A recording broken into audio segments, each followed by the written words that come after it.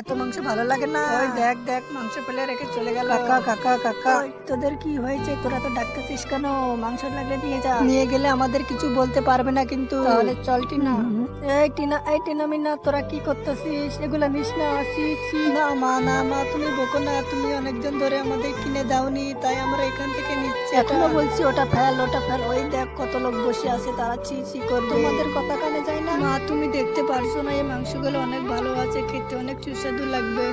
তাহলে মা তুমি একটা কিছু করো, কিছু বলো, তাহলে আমরা কি করবো? না ওই ফেলে দিলাম। এই নে টিনা মিনা, তোদেরকে টাকা দিলাম, তোরা বাজার থেকে মাংস কিনে নিয়ে আসবি। আচ্ছা টিনা, একটা বুদ্ধি করা যায় না? এই মাংস ওটাই আমরা নিয়ে যাবো আর টাকাটা মেরে দেবো, কেমন হয়? ঠিক আইডিয়া দিয়েছো। চল চল, টাকাটা দুজনারই থাকবে আর এই মাংসটা আমরা দুজনাই নিয়ে যাবো, বুঝতেই পারবে না যে সেই মাংস।